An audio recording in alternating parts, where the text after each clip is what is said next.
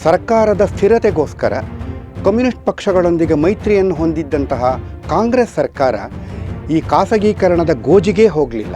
ಭಾರತದ ಆರ್ಥಿಕ ದುರಂತಕ್ಕೆ ನೆಹರೂರವರ ಆರ್ಥಿಕ ನೀತಿಗಳೇ ಮೂಲ ಕಾರಣ, ಕಾಂಗ್ರೆಸ್ಸಿನ ಆರ್ಥಿಕ ನೀತಿಗಳೇ ಮೂಲ ಕಾರಣ ಎಂಬ ಕಟು ಸತ್ಯ ಸಾರ್ವಜನಿಕರಿಂದ ಮುಚ್ಚಿಡಲಿಕ್ಕೋಸ್ಕರ ಈ ಕ್ಲೆವರ್ ಕಾಂಗ್ರೆಸ್ ಏನು ಮಾಡ್ತು ಅಂದರೆ ಹಿಂದೂ ಗ್ರೋತ್ ರೇಟ್ ಎಂಬ ಒಂದು ಕುಟಿಲವಾದ ಪದಗುಚ್ಛವನ್ನು ಸೃಷ್ಟಿ ಮಾಡಿತು. ಖಾಸಗೀಕರಣಕ್ಕೆ ಮೂಲ ಕಾರಣ ಏನು?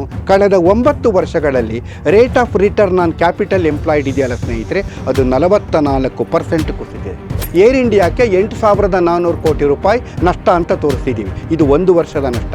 ಅಕ್ಯುಮುಲೇಟೆಡ್ ಲಾಸಸ್ ಎಷ್ಟಿದೆ ಅಂದರೆ 70,000 ಕೋಟಿ ರೂಪಾಯಿ. ಈ ಸಂಸ್ಥೆಗಳು ಹೇಗೆ ಸರ್ವೈವ್ ಆಗಿದೆ? ನಾವು ನೀವು ಕಟ್ತಾ ಇರುವಂತಹ ತೆರಿಗೆಯಿಂದ ಇವು ಸರ್ವೈವ್ ಆಗಿದ್ದಾವೆ. ಈ ಟ್ಯಾಕ್ಸ್ ರೆವಿನ್ಯೂ ಇದೆಯಲ್ಲ, ಇದರ ಮೇಲೆ ನಿರುದ್ಯೋಗಿ ಯುವಕರಿಗೆ, ಬಡವರಿಗೆ ಇದರ ಮೇಲೆ ಹಕ್ಕಿರುವಂತಹದ್ದು. ಆದರೆ ಈ ಪಬ್ಲಿಕ್ ಎಂಟರ್ಪ್ರೈಸಸ್ಸು ಹಿಂದಿನಿಂದಲೂ ಸಹ ಸರ್ಕಾರದ ತೆರಿಗೆ ಪಾವತಿ ಏನಿದೆ ಅದನ್ನು ಉಪಯೋಗಿಸ್ಕೊಂಡು ಇವು ಸರ್ವೈವ್ ಆಗ್ತಾ ಇದ್ದಾವೆ. ಎಲ್ಲಿ ತನಕ ಈ ವ್ಯವಸ್ಥೆ ಕಂಟಿನ್ಯೂ ಆಗಬೇಕು ಸ್ನೇಹಿತರೆ? 2008ರಿಂದ 2014ರವರೆಗೆ ಈ 6 ವರ್ಷಗಳ UPA ಸರ್ಕಾರದ ಅವಧಿಯಲ್ಲಿ ಪಬ್ಲಿಕ್ ಸೆಕ್ಟರ್ ಬ್ಯಾಂಕ್ಗಳು ಸುಮಾರು 34 ಲಕ್ಷ ಕೋಟಿ ರೂಪಾಯಿಗಳನ್ನು ಕಾರ್ಪೊರೇಟ್ ವರ್ಗಕ್ಕೆ ಸಾಲದ ರೂಪದಲ್ಲಿ ಕೊಟ್ಟಿದೆ. ಇದರಲ್ಲಿ ಸಿಂಹಪಾಲು ಅಂದರೆ ಆಲ್ಮೋಸ್ಟ್ 70% ಸಾಲ ಹೋಗಿರುವಂತಹದ್ದು ಕ್ರೋನಿ ಕ್ಯಾಪಿಟಲಿಸ್ಟ್ಗಳಿಂದ. ಕ್ರೋನಿ ಕ್ಯಾಪಿಟಲಿಸ್ಟ್ ಅಂದರೆ those who survive by cheating and looting the system. ಇದರ ಪರಿಣಾಮ ಏನಾಯಿತು ಅಂದರೆ entire public sector banking system virtually in the brink of disaster. Narendra Modi ಸರ್ಕಾರಕ್ಕೆ ಬೇರೆ ಯಾವುದೇ ಮಾರ್ಗ ಇರಲಿಲ್ಲ. 4 ಲಕ್ಷ ಕೋಟಿ ರೂಪಾಯಿಗಳನ್ನು ಬ್ಯಾಂಕ್ಗಳ ರೀಕ್ಯಾಪಿಟಲೈಸೇಷನ್ಗೆ ವರ್ಗಾವಣೆ ಮಾಡಲೇಬೇಕಾಯಿತು. ಎಲ್ಲಿ ತನಕ ಈ ತರಹದ ಒಂದು ಸವಾಲುಗಳನ್ನು ನಾವು ನೀವು ಎಲ್ಲ ಎದುರಿಸಬೇಕಾಗುತ್ತೆ. ಕೇಂದ್ರ ಸರ್ಕಾರದ ಹಣ ನಾನ್ ಸ್ಟ್ರಾಟಜಿಕ್ ಪಬ್ಲಿಕ್ ಸೆಕ್ಟರ್ ಅಂಡರ್ಟೇಕಿಂಗ್ನಲ್ಲಿ ಲಾಕಪ್ ಆಗಿದೆ. ಖಾಸಗೀಕರಣದ ಮೂಲಕ ಅದನ್ನು ರಿಲೀಸ್ ಮಾಡಿ ಆ ಹಣವನ್ನು ಸಾಮಾಜಿಕ ವಲಯದಲ್ಲಿ ರೀಡಿಪ್ಲಾಯ್ ಮಾಡುವಂತಹದ್ದು. This is the reason for privatisation. ಈ ಮಟ್ಟದ ಅನಿಮಲ್ ಸ್ಪಿರಿಟನ್ನು ನಾವು ಪಬ್ಲಿಕ್ ಎಂಟರ್ಪ್ರೈಸಸ್ಸಲ್ಲಿ ನೋಡಲಿಕ್ಕಾಗತ್ತಾ? ಸಂವಾದದ ವೀಕ್ಷಕರೆಲ್ಲರಿಗೂ ನಮಸ್ಕಾರ. ಇಂದು ನಾನು ಖಾಸಗೀಕರಣ ಸತ್ಯ ಮಿಥ್ಯ ಈ ವಿಚಾರದ ಬಗ್ಗೆ ಮಾತಾಡಲಿಕ್ಕೆ ಹೊರಟಿದ್ದೇನೆ. ಸ್ನೇಹಿತರೆ, ಭಾರತದ ಐತಿಹಾಸಿಕ ಆರ್ಥಿಕ ಸುಧಾರಣೆಯ ಪರ್ವ 1991ರಲ್ಲಿ ಆರಂಭಗೊಂಡರೂ ಸಹ ದೊಡ್ಡ ಮಟ್ಟದ ಖಾಸಗೀಕರಣ 1999ರಿಂದ 2004ರ ತನಕದ ವಾಜಪೇಯಿ ನೇತೃತ್ವದ NDA ಸರ್ಕಾರದ ಅವಧಿಯಲ್ಲಿ ಅನುಷ್ಠಾನಗೊಳ್ತು. ಮುಂದಿನ 10 ವರ್ಷಗಳ ಕಾಲ ಸರ್ಕಾರದ ಸ್ಥಿರತೆಗೋಸ್ಕರ ಕಮ್ಯುನಿಸ್ಟ್ ಪಕ್ಷಗಳೊಂದಿಗೆ ಮೈತ್ರಿಯನ್ನು ಹೊಂದಿದ್ದಂತಹ ಕಾಂಗ್ರೆಸ್ ಸರ್ಕಾರ ಈ ಖಾಸಗೀಕರಣದ ಗೋಜಿಗೆ ಹೋಗಲಿಲ್ಲ. ನಾನು ಖಾಸಗೀಕರಣದ ಸತ್ಯ ಮಿಥ್ಯ ಈ ವಿಚಾರದ ಬಗ್ಗೆ ಮಾತಾಡಲಿಕ್ಕಿಂತ ಮೊದಲೇ what is the reason for privatisation, ಖಾಸಗೀಕರಣಕ್ಕೆ ಮೂಲ ಕಾರಣ ಏನು, ಈ ವಿಚಾರದ ಬಗ್ಗೆ ಸ್ವಲ್ಪ ಗಮನ ಹರಿಸೋಣ.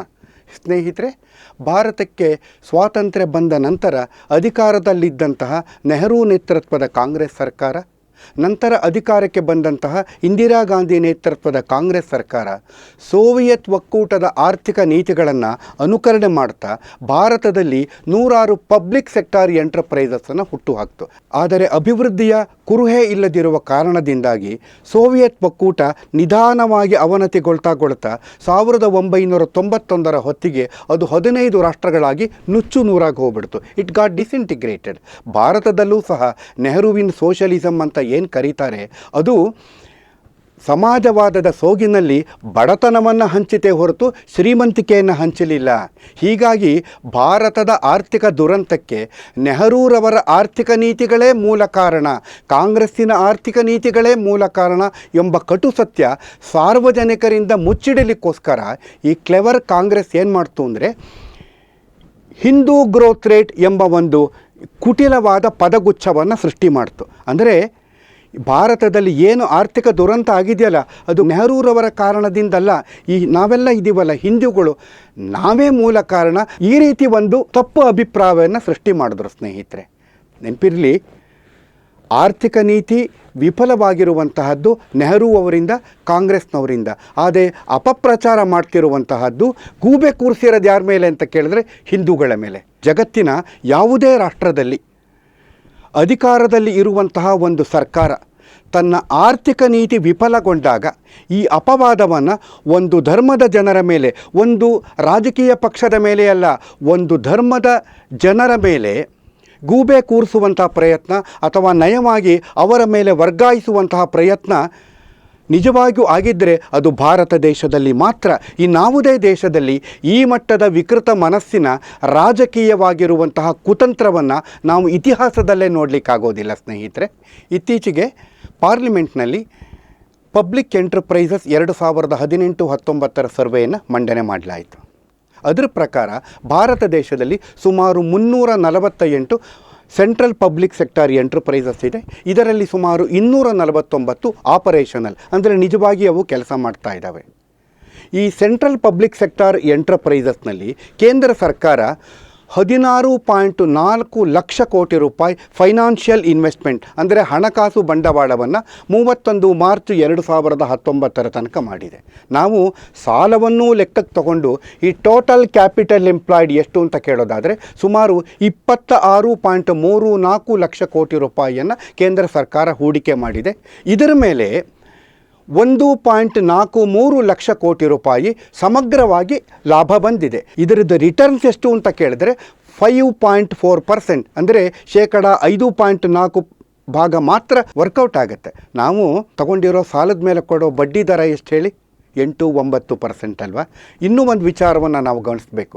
ಈ ನಮಗೆ ದೊರೆತಿರುವಂತಹ 1.43 ಲಕ್ಷ ಕೋಟಿ ರೂಪಾಯಿ ಲಾಭದಲ್ಲಿ 70% ಲಾಭ ಏನಿದೆ, ಈ 70% ಲಾಭ ಇದು ಕೇವಲ 10 ಟಾಪ್ ಪಬ್ಲಿಕ್ ಸೆಕ್ಟಾರ್ ಎಂಟರ್ಪ್ರೈಸಸ್, ಅಂದರೆ ONGC, NTPC, ಆಯಿಲ್ ಇಂಡಿಯಾ ಈ ರೀತಿಯ ಸಂಸ್ಥೆಗಳಿಂದ ಬಂದಿರುವಂತಹದ್ದು. ಎರಡನೇದಾಗಿ ಈ 348 ಪಬ್ಲಿಕ್ ಸೆಕ್ಟಾರ್ ಎಂಟರ್ಪ್ರೈಸಸ್ನಲ್ಲಿ 100 ಪಬ್ಲಿಕ್ ಸೆಕ್ಟಾರ್ ಸರ್ಕಾರಿ ವಲಯದ ಉದ್ಯಮಗಳು ಸಾವಿರಾರು ಕೋಟಿ ರೂಪಾಯಿ ಅಕ್ಯುಮುಲೇಟೆಡ್ ಲಾಸಸ್ ಇದೆ. ನಿರಂತರವಾಗಿ ಸತತವಾಗಿ ಅವು ನಷ್ಟಗಳನ್ನು ಸಹ ಅನುಭವಿಸ್ತಾ ಇದ್ದಾವೆ.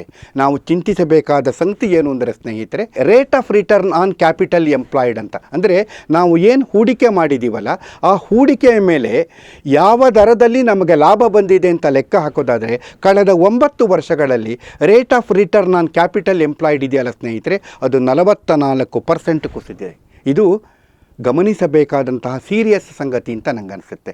ಈ ಒಂದು ಕೊಟ್ಟಗದ ಬಗ್ಗೆ ಗಮನ ಹರಿಸಿ. 2018-19 ಅತಿ ಹೆಚ್ಚು ನಷ್ಟ ಅನುಭವಿಸಿದಂಥ ಸಾರ್ವಜನಿಕ ವಲಯದ 3 ಸಂಸ್ಥೆಗಳಿವೆ. ಇದು 1 ವರ್ಷದಲ್ಲಿ ಆಗಿರುವಂತಹ ನಷ್ಟ ಮಾತ್ರ.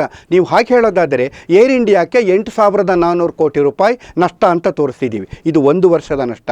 ಆ್ಯಕ್ಚುಲಿ ಹೇಳೋದಾದರೆ ಏರ್ ಇಂಡಿಯಾಕ್ಕೆ ಅಕ್ಯುಮುಲೇಟೆಡ್ ಲಾಸಸ್ ಎಷ್ಟಿದೆ ಅಂದರೆ 70,000 ಕೋಟಿ ರೂಪಾಯಿ. ಹಾಗಿದ್ದರೆ ಈ ಸಂಸ್ಥೆಗಳು ಹೇಗೆ ಸರ್ವೈವ್ ಆಗಿದೆ? ಇವು ನೀವು ಕಟ್ತಾ ಇರುವಂತಹ ತೆರಿಗೆಯಿಂದ ಇವು ಸರ್ವೈವ್ ಆಗಿದ್ದಾವೆ. ವಾಸ್ತವದಲ್ಲಿ ಹೇಳೋದಾದರೆ ಈ ಟ್ಯಾಕ್ಸ್ ರೆವಿನ್ಯೂ ಇದೆಯಲ್ಲ, ಇದರ ಮೇಲೆ ನಿರುದ್ಯೋಗಿ ಯುವಕರಿಗೆ, ಬಡವರಿಗೆ ಇದರ ಮೇಲೆ ಹಕ್ಕಿರುವಂತಹದ್ದು. ಆದರೆ ಈ ಪಬ್ಲಿಕ್ ಎಂಟರ್ಪ್ರೈಸಸ್ಸು ಹಿಂದಿನಿಂದಲೂ ಸಹ ಸರ್ಕಾರದ ತೆರಿಗೆ ಪಾವತಿ ಏನಿದೆ ಅದನ್ನು ಉಪಯೋಗಿಸ್ಕೊಂಡು ಇವು ಸರ್ವೈವ್ ಆಗ್ತಾ ಇದ್ದಾವೆ. ಎಲ್ಲಿ ತನಕ ಈ ವ್ಯವಸ್ಥೆ ಕಂಟಿನ್ಯೂ ಆಗಬೇಕು ಸ್ನೇಹಿತರೆ? ಇತ್ತೀಚೆಗೆ ಈ ಬ್ಯಾಂಕ್ ಯೂನಿಯನ್ಗಳು ಸ್ಟ್ರೈಕ್ಗಳಿಗೆ ಕಾಲ್ ಕೊಟ್ಟವು. ಈ ವಿಚಾರದ ಬಗ್ಗೆ ಹೇಳೋದಾದರೆ ಸ್ನೇಹಿತರೆ, 1 ನಿಮಿಷ, I need your serious attention. ಸ್ನೇಹಿತರೆ, 2008ರಿಂದ 2014 ಈ 6 ವರ್ಷಗಳ UPA ಸರ್ಕಾರದ ಅವಧಿಯಲ್ಲಿ ಪಬ್ಲಿಕ್ ಸೆಕ್ಟಾರ್ ಬ್ಯಾಂಕ್ಗಳು ಸುಮಾರು 34 ಲಕ್ಷ ಕೋಟಿ ರೂಪಾಯಿಗಳನ್ನು ಕಾರ್ಪೊರೇಟ್ ವರ್ಗಕ್ಕೆ ಸಾಲದ ರೂಪದಲ್ಲಿ ಕೊಟ್ಟಿದೆ. ಇದರಲ್ಲಿ ಸಿಂಹಪಾಲು ಅಂದರೆ ಆಲ್ಮೋಸ್ಟ್ 70% ಸಾಲ ಹೋಗಿರುವಂತಹದ್ದು ಕ್ರೋನಿ ಕ್ಯಾಪಿಟಲಿಸ್ಟ್ಗಳಿಂದ. ಕ್ರೋನಿ ಕ್ಯಾಪಿಟಲಿಸ್ಟ್ ಅಂದರೆ those who survive by cheating and looting the system, ಅವ್ರನ್ನ ಕ್ರೋನಿ ಕ್ಯಾಪಿಟಲಿಸ್ಟ್ಗಳು ಅಂತ ಕರೀತಾರೆ. ಹಿಂದಿನ 61 ವರ್ಷಗಳಲ್ಲಿ ಕೊಟ್ಟಿರೋ ಸಾಲ ಎಷ್ಟು ಗೊತ್ತಾ? 18 ಲಕ್ಷ ಕೋಟಿ ರೂಪಾಯಿ. ಇದರ ಪರಿಣಾಮ ಏನಾಯಿತು ಅಂದರೆ entire public sector banking system virtually in the brink of disaster. Narendra Modi ಸರ್ಕಾರಕ್ಕೆ ಬೇರೆ ಯಾವುದೇ ಮಾರ್ಗ ಇರಲಿಲ್ಲ. 4 ಲಕ್ಷ ಕೋಟಿ ರೂಪಾಯಿಗಳನ್ನು ಬ್ಯಾಂಕ್ಗಳ ರೀಕ್ಯಾಪಿಟಲೈಸೇಷನ್ಗೆ ವರ್ಗಾವಣೆ ಮಾಡಲೇಬೇಕಾಯಿತು. ಇದು ಎಷ್ಟರ ಮಟ್ಟಿನ ಹಣ ಅಂತ ಹೇಳಿದ್ರೆ, ಪ್ರಧಾನಮಂತ್ರಿ ಜಲ ಜೀವನ್ ಯೋಜನೆಯಡಿ 2024 ಒಳಗಡೆ ದೇಶದ ಎಲ್ಲ ಮನೆಗಳಿಗೆ ಪೈಪ್ಡ್ ವಾಟರನ್ನು ಕೊಡುವಂತಹ ಒಂದು ಯೋಜನೆ. ಇದಕ್ಕೆ 3.5 ಲಕ್ಷ ಕೋಟಿ ರೂಪಾಯಿ ಬೇಕಾಗುತ್ತೆ. ಅದಕ್ಕಿಂತಲೇ ಜಾಸ್ತಿ ಹಣವನ್ನು ಈ ಬ್ಯಾಂಕ್ಗಳ ರೀಕ್ಯಾಪಿಟಲೈಸೇಷನ್ನಿಗೆ ಟ್ಯಾಕ್ಸ್ ಪೇಯರ್ಸ್ ಮನಿ ತಗೊಂಡು ಕೊಡಬೇಕಾಯ್ತು. ಎಲ್ಲಿ ತನಕ ಈ ತರಹದ ಒಂದು ಸವಾಲುಗಳನ್ನು ನೀವು ಎಲ್ಲ ಎದುರಿಸಬೇಕಾಗತ್ತೆ? ನನಗನ್ನಿಸ್ತಿರೋದು ಇಷ್ಟೇ ಸ್ನೇಹಿತರೆ, ಈ ಬ್ಯಾಂಕ್ ಯೂನಿಯನ್ಗಳು ಸ್ಟ್ರೈಕ್ ಮಾಡಬೇಕಾಗಿದ್ದು ಇವಾಗಲ್ಲ, 2008ರಿಂದ 2014ರವರೆಗೆ ಏನು ಒಂದು ಈ ನೆಕ್ಸಸ್ ಇತ್ತು ನೋಡಿ, ಕ್ರೋನಿ ಕ್ಯಾಪಿಟಲಿಸ್ಟು, ಕರಪ್ಟ್ ಬ್ಯಾಂಕರ್ಸು, ಅನ್ಸ್ಕ್ರಪ್ಯುಲಸ್ ಪೊಲಿಟಿಷಿಯನ್ಸ್, ಇವರ ನಡುವೆ ಒಂದು ಏನು ಅನೈತಿಕ ಸಂಬಂಧ ಇತ್ತಲ್ಲ, ಅದನ್ನು ಎಕ್ಸ್ಪೋಸ್ ಮಾಡಲಿಕ್ಕೆ, ಅದನ್ನು ಬ್ರೇಕ್ ಮಾಡಲಿಕ್ಕೋಸ್ಕರ ಆವಾಗ ಸ್ಟ್ರೈಕ್ ಬೇಕಾಗಿತ್ತು. ಇವತ್ತು ಮೋದಿ ಸರ್ಕಾರ ರಚನಾತ್ಮಕ ಸುಧಾರಣೆಗಳ ಮೂಲಕ ಬ್ಯಾಂಕಿಂಗ್ ವ್ಯವಸ್ಥೆಯನ್ನು ದೃಢ ಮಾಡ್ತಾ ಇರೋವಾಗ, ಬ್ಯಾಂಕ್ಗಳಲ್ಲಿರೋ ಸಾರ್ವಜನಿಕರ ಹಣವನ್ನು ಸೇಫ್ ಮಾಡ್ತಾ ಇರೋವಾಗ, ಟ್ಯಾಕ್ಸ್ ಪೇಯರ್ಸ್ ಮನಿಯನ್ನು ಮಿಸ್ಯೂಸ್ ಆಗದೇ ಇರೋ ಥರ ನೋಡ್ಕೊಳ್ತಿರೋವಾಗ ಈಗ ಅನೌನ್ಸ್ ಮಾಡ್ತಾ ಇದ್ದಾರೆ series of strikes. Is it justifiable friends? ಎರಡನೇದಾಗಿ ಸರ್ಕಾರದ ಡ್ಯೂಟಿ ಏನು ಹೇಳಿ? Public welfare. ನಮಗೊಂದು ವಿಚಾರ ನೆನಪಿರಲಿ, India is a capital starved country. ನಮ್ಮ ಸರ್ಕಾರಕ್ಕೆ ಬಂಡವಾಳದ ಕೊರತೆ ಇದೆ. ಇದು ಒಂದು ಸೈಡ್ ಆಯಿತು. ಇನ್ನೊಂದು ಕಡೆ ಲಕ್ಷಾಂತರ ಕೋಟಿ ರೂಪಾಯಿ ಕೇಂದ್ರ ಸರ್ಕಾರದ ಹಣ ನಾನ್ ಸ್ಟ್ರಾಟಜಿಕ್ ಪಬ್ಲಿಕ್ ಸೆಕ್ಟಾರ್ ಅಂಡರ್ಟೇಕಿಂಗ್ನಲ್ಲಿ ಲಾಕಪ್ ಆಗಿದೆ. ಸರ್ಕಾರದ ಉದ್ದೇಶ ಏನು ಅಂತ ಹೇಳಿದ್ರೆ, ಖಾಸಗೀಕರಣದ ಮೂಲಕ, ಪ್ರೈವೇಟೈಸೇಷನ್ ಮೂಲಕ ಈ ನಾನ್ ಸ್ಟ್ರಾಟಜಿಕ್ ಪಬ್ಲಿಕ್ ಸೆಕ್ಟಾರ್ನಲ್ಲಿ ಇರುವಂತಹ ಸರ್ಕಾರದ ಹಣ ಏನಿದೆ ಅದನ್ನು ರಿಲೀಸ್ ಮಾಡಿ ಆ ಹಣವನ್ನು ಸಾಮಾಜಿಕ ವಲಯದಲ್ಲಿ ಆದ್ಯತಾ ಕ್ಷೇತ್ರವಾಗಿರುವಂತಹ public health, family welfare, primary educations, modern infrastructure, ಈ ಕ್ಷೇತ್ರಗಳಲ್ಲಿ ರೀಡಿಪ್ಲಾಯ್ ಮಾಡುವಂತಹದ್ದು ಇದು ಸರ್ಕಾರದ ಉದ್ದೇಶ. ಇದರ ಮೂಲಕ ದೇಶದ ಆರ್ಥಿಕ ಅಭಿವೃದ್ಧಿಯಲ್ಲಿ ನಾವು ಒಂದು ಹೊಸ ಪರ್ವವನ್ನೇ ನೋಡಲಿಕ್ಕೆ ಹೊರಟಿದ್ದೀವಿ. This is the reason for privatisations. ಇನ್ನು ಈ ಖಾಸಗೀಕರಣದಲ್ಲಿ ಸತ್ಯ ಮಿಥ್ಯ, ಫ್ಯಾಕ್ಟ್ಸ್ ಆ್ಯಂಡ್ ಫಿಕ್ಷನ್, ಇದ್ರ ಬಗ್ಗೆ ಒಂದು ಸ್ವಲ್ಪ ಚರ್ಚೆ ಮಾಡೋಣ. ಜನಸಾಮಾನ್ಯರಲ್ಲಿ ಒಂದು ಅನುಮಾನ ಇದೆ, ಈ ಖಾಸಗೀಕರಣ ಆದರೆ ಇದು ಬರೀ ಶ್ರೀಮಂತರಾಗೋದಿಲ್ವಾ? ಜನಸಾಮಾನ್ಯರಿಗೆ ಇದರಿಂದ ಏನು ಲಾಭ? ಸರ್ಕಾರಕ್ಕೆ ಇದರಿಂದ ಅನುಕೂಲ ಆಗುತ್ತಾ? ದೇಶದಲ್ಲಿ ಅಭಿವೃದ್ಧಿ ಬರುತ್ತಾ? ಈ ರೀತಿಯ ಕೆಲವು ಅನುಮಾನಗಳಿದೆ. ನಾವು ಇದಕ್ಕೆ ಹಿಂದೂಸ್ತಾನ್ ಜಿಂಕ್ ಅನ್ನೋ ಒಂದು ಕಂಪನಿಯನ್ನು ಕೇಸ್ ಸ್ಟಡಿಯಾಗಿ ತಗೊಳ್ಳೋಣ. ಸ್ನೇಹಿತರೆ, ವಾಜಪೇಯಿ ನೇತೃತ್ವದ NDA ಸರ್ಕಾರ ಹಿಂದೂಸ್ತಾನ್ ಜಿಂಕನ 45% ಈಕ್ವಿಟಿ ಸ್ಟೇಕನ್ನು ವೇದಾಂತ ಅನ್ನೋ ಒಂದು ಗುಂಪಿಗೆ, ಹಿಂದೆ ಇದನ್ನು ಸ್ಟರ್ಲೈಟ್ ಗ್ರೂಪ್ ಅಂತ ಕರೀತಿದ್ರು, ವೇದಾಂತ ಅನ್ನೋ ಗುಂಪಿಗೆ 769 ಕೋಟಿ ರೂಪಾಯಿಗೆ 2002, 2003ನೇ ಇಸವಿನಲ್ಲಿ ಮಾರಾಟ ಮಾಡ್ತು. ಅದರ ಜೊತೆಯಲ್ಲಿ ಮ್ಯಾನೇಜ್ಮೆಂಟ್ ಕಂಟ್ರೋಲನ್ನು ಸಹ ಮಾಡ್ತು. This is called privatisation. The rest is history. ಇವತ್ತೇನಾಗಿದೆ ಗೊತ್ತಾ? ಕಳೆದ 15 ವರ್ಷಗಳಲ್ಲಿ ಮೈನಿಂಗ್ ಕೆಪಾಸಿಟಿ ಆಲ್ಮೋಸ್ಟ್ 3 ಪಟ್ಟಾಗಿದೆ. ಈ ಮೆಟಲ್ ಪ್ರೊಡಕ್ಷನ್ ಕೆಪಾಸಿಟಿ ಇದೆಯಲ್ಲ 5.5 ಪಟ್ಟು ಜಾಸ್ತಿ ಆಗಿದೆ. ಪವರ್ ಪ್ರೊಡಕ್ಷನ್ ಕಾಸ್ಟ್ ಏನಿದೆ ಅದು 64% ಕಮ್ಮಿಯಾಗಿದೆ. ಇವತ್ತು Hindustan zinc it is the second largest zinc and lead miner in the world. ನಾವು ಈ ಒಂದು ಕೋಷ್ಟಕದ ಬಗ್ಗೆ ಗಮನ ಹರಿಸೋಣ ಸ್ನೇಹಿತರೆ. ಇದರಲ್ಲಿ 2 ಕಾಲಮ್ಗಳಿದೆ. ಒಂದು 2002 ಅಂದರೆ ಖಾಸಗೀಕರಣಕ್ಕೆ ಮೊದಲು ಹಿಂದೂಸ್ತಾನ್ ಜಿಂಕ್ನ ಆರ್ಥಿಕ ಪರಿಸ್ಥಿತಿ ಹೇಗಿತ್ತು ಅಂತ. ಇನ್ನೊಂದು ಖಾಸಗೀಕರಣ ಆದ ನಂತರ 17 ವರ್ಷಗಳ ನಂತರದಲ್ಲಿ ಈ ಪ್ರೈವೇಟೈಸೇಷನ್ ಆಗಿರುವಂತಹ ಹಿಂದೂಸ್ತಾನ್ ಜಿಂಕ್ನ ಆರ್ಥಿಕ ಪರಿಸ್ಥಿತಿ ಹೇಗಿದೆ. ನೀವೇ ನೋಡಿ ಸ್ನೇಹಿತರೆ, ಸೇಲ್ಸು 10 ಪಟ್ಟು ಜಾಸ್ತಿಯಾಗಿದೆ. ಪ್ರಾಫಿಟ್ ಆಫ್ಟರ್ ಟ್ಯಾಕ್ಸ್, ಲಾಭ ಅನ್ನುವಂತಹದ್ದು 118 ಪಟ್ಟು 67 ಕೋಟಿಯಿಂದ 7,956 ಕೋಟಿಗೆ ಹೋಗಿದೆ. ಟ್ಯಾಕ್ಸ್ ನಮಗೆ ಇಂಟ್ರೆಸ್ಟ್ ಇರೋದು ಇದೆಯಾ? ಯಾಕೆಂದರೆ ಸರ್ಕಾರಕ್ಕೆ ಬರೋದು ಈ ಹಣ. ಟ್ಯಾಕ್ಸು 2002ರಲ್ಲಿ ಪ್ರೈವೇಟೈಸೇಷನ್ ಖಾಸಗೀಕರಣ ಆಗಲಿಕ್ಕಿಂತ ಮೊದಲು 30 ಕೋಟಿ ರೂಪಾಯಿ ಬರ್ತಿರೋದು ಇವತ್ತು 2,500 ಕೋಟಿ ರೂಪಾಯಿ ಸ್ನೇಹಿತರೆ. 80 ಟೈಮ್ಸ್, 80% ಅಲ್ಲ, ಹಾಗೆ ಹೇಳೋದಾದರೆ 8,000%. ಆವಾಗ 5% ಡಿವಿಡೆಂಡ್ ಕೊಡ್ತಿದ್ರು, ಇವತ್ತು 1,000% ಡಿವಿಡೆಂಡ್ ಕೊಡ್ತಿದ್ದಾರೆ. ಸ್ಟಾಫ್ ಸ್ಟ್ರೆಂತ್ ಅಂದರೆ ಎಷ್ಟು ಜನ ಉದ್ಯೋಗಿಗಳಿದ್ದಾರೆ ಅಂದರೆ ಉದ್ಯೋಗಿಗಳ ಸಂಖ್ಯೆ ಡಬಲ್ಗಿಂತಲೂ ಜಾಸ್ತಿ ಆಗಿದೆ. ಪ್ರೊಡಕ್ಷನ್ ಕೆಪಾಸಿಟಿ ಬಗ್ಗೆ ನಾನು ಆವಾಗಲೇ ಹೇಳಿದೆ. ಇನ್ನೊಂದು ವಿಚಾರ ನೆನ್ಪಿಟ್ಕೊಳ್ಳೋಣ ಸ್ನೇಹಿತರೆ. 2018-19ರಲ್ಲಿ ಹಿಂದೂಸ್ತಾನ್ ಜಿಂಕು 11,563 ಕೋಟಿ ರೂಪಾಯಿಗಳನ್ನು ಕೇಂದ್ರ ಸರ್ಕಾರಕ್ಕೆ ರಾಯಲ್ಟಿ ಮೂಲಕ, ತೆರಿಗೆ ಮೂಲಕ ಹಾಗೂ ಡಿವಿಡೆಂಡ್ ಮೂಲಕ ಪಾವತಿ ಮಾಡಿದೆ. ಯಾಕಂದರೆ ಇಂದೂ ಸಹ ಕೇಂದ್ರ ಸರ್ಕಾರದ 29.7% ಸ್ಟೇಕು ಹಿಂದೂಸ್ತಾನ್ ಜಿಂಕ್ ಇದೆ. ಯೋಚನೆ ಮಾಡಿ ಸ್ನೇಹಿತರೆ, is this not A dream come true? ಒಂದು ಕನಸು ನನಸಾಗುವಂಥದ್ದಲ್ವಾ? ಇದು ಫಿಕ್ಷನ್ ಅಲ್ಲ, ಇದು ಮಿಥ್ಯೆ ಅಲ್ಲ, ದಿಸ್ ಈಸ್ ದ ಫ್ಯಾಕ್ಟ್, ಇದು ಸತ್ಯ. ಯಾರೋ ಹೇಳ್ಬೋದು this is a flash in pan, ಎಲ್ಲವುದು ಹೀಗೆ ಇರುತ್ತಾ? Let us take Maruti Suzuki. ಸ್ನೇಹಿತರೆ, ಮಾರುತಿ ಸುಜುಕಿ ಏನಿದೆ ಇದು ಗವರ್ನಮೆಂಟ್ ಆಫ್ ಇಂಡಿಯಾ ಹಾಗೂ ಸುಜುಕಿ ಮೋಟಾರ್ ಕಾರ್ಪೊರೇಷನ್ ಜಪಾನಿಗೆ ಸೇರಿರೋ ಈ ಎರಡು ಸಂಸ್ಥೆಗಳ ಜಾಯಿಂಟ್ ಕಂಪನಿ ಇದು.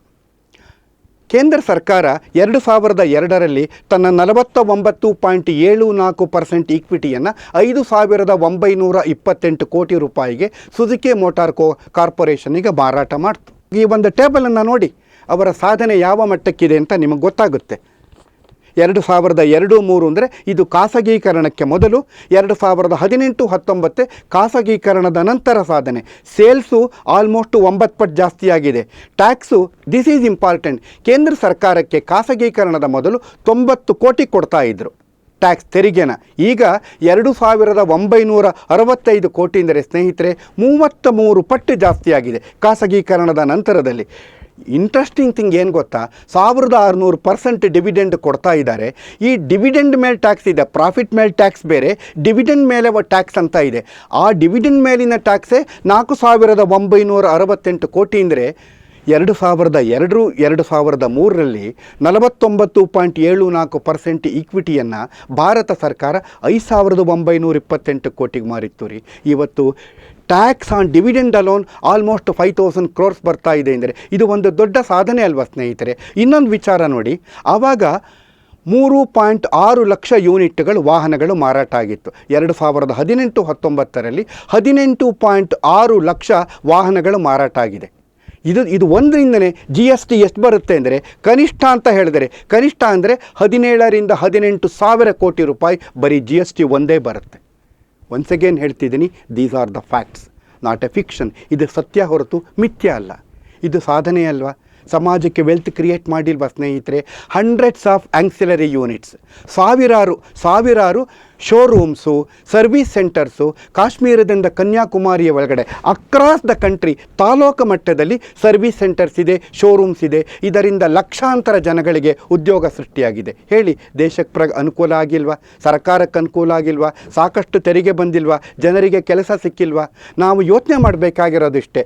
ಈ ಮಟ್ಟದ ಸಾಧನೆಯನ್ನು, ಈ ಮಟ್ಟದ ಅನಿಮಲ್ ಸ್ಪಿರಿಟನ್ನು ನಾವು ಪಬ್ಲಿಕ್ ಎಂಟರ್ಪ್ರೈಸಸ್ಸಲ್ಲಿ ನೋಡಲಿಕ್ಕಾಗತ್ತಾ? ಕಷ್ಟ ಅಂತ ಅನಿಸುತ್ತೆ. ಯಾಕಂದರೆ ಪಬ್ಲಿಕ್ ಎಂಟರ್ಪ್ರೈಸಸ್ನಲ್ಲಿ everybody's business is nobody's business. ಕೊನೆಯದಾಗಿ ಒಂದು ಪ್ರಶ್ನೆಯೊಂದಿಗೆ ನನ್ನ ಮಾತನ್ನು ಮುಗಿಸ್ತೀನಿ. ಸ್ನೇಹಿತರೆ, ಮೋದಿ ಸರ್ಕಾರ ಯುವಕರ ಭವಿಷ್ಯವನ್ನು ತ್ಯಾಗ ಮಾಡಿ, ಬಡವರ ಅಭಿವೃದ್ಧಿಯನ್ನು ತ್ಯಾಗ ಮಾಡಿ, ಮಧ್ಯಮ ವರ್ಗದವರ ಏಳಿಗೆಯನ್ನು ತ್ಯಾಗ ಮಾಡಿ ಈ ಟ್ರೇಡ್ ಯೂನಿಯನ್ಸ್ನ ಡಿಮಾಂಡ್ಗಳನ್ನು ಪೂರೈಸಬೇಕಾ? You are the better judge of it. ನಮಸ್ತೆ.